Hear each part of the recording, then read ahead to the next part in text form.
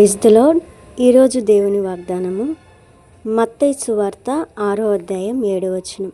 మరియు మీరు ప్రార్థన చేయనప్పుడు అన్యజనుల వలె వ్యర్థమైన మాటలు వచింపవద్దు, విస్తరించి మాట్లాడుట వలన తాము మనవి వినబడునని వారు తలంచుచున్నారు.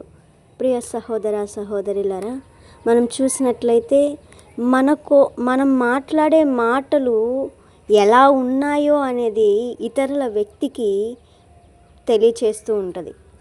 ఏంటంటే పక్క వ్యక్తులు మన మాటలను బట్టి వాళ్ళు మనల్ని జడ్జ్ చేస్తూ ఉంటారు, వీళ్ళు ఇలా వాళ్ళు ఇలా అని.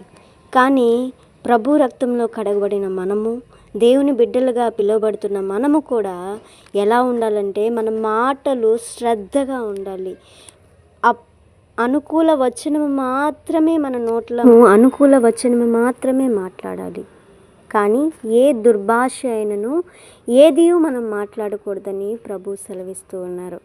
నేటి క్రైస్తవులు ఎలా ఉన్నామంటే వ్యర్థమైన మాటలు పలుకుతూ దేవుని నామాన్ని బాధకరంగా చేస్తున్నాం. కాబట్టి అట్లా ఉండరాదు. ఎందుకంటే ఆయనలో కడగబడిన మనము కూడా అలాగ జీవించిన ఎడల మనం ఏ విధంగా సాక్ష్యము పొందుకోగలం? ఏ విధంగా మనం దేవునిలో ఉన్నామని మనం తీర్మానించుకున్న బాప్తీసాన్ని ఎలా మనం రెస్పెక్టివ్నెస్గా ఉండగలం?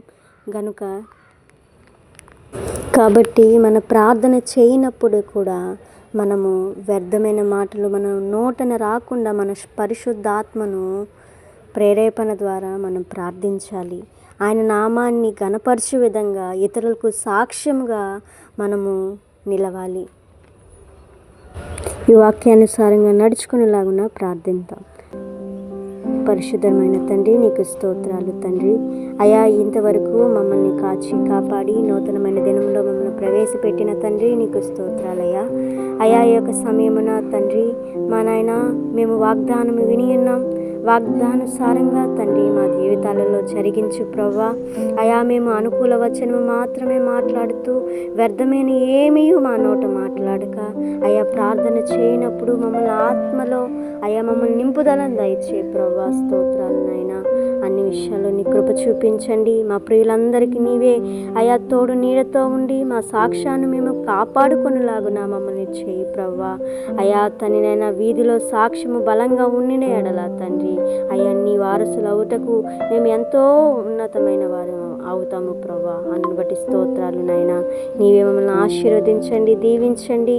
అయా తననైనా నేటి సమాజానికి ఉన్నతమైన బిడ్డలుగా మమ్మల్ని లేవనెత్తమని వేడుకుంటూ నాయన ఈ వాక్యాన్ని తండ్రి విని ప్రతి ఒక్కరూ తండ్రి వాళ్ళ యొక్క హృదయాన్ని మార్చుకునేలాగున దయచేయమని వేడుకుంటూ నజరేయుడైన యేసు క్రీస్తు నామమున ప్రార్థిస్తున్నాము తండ్రి. ఆమేన్.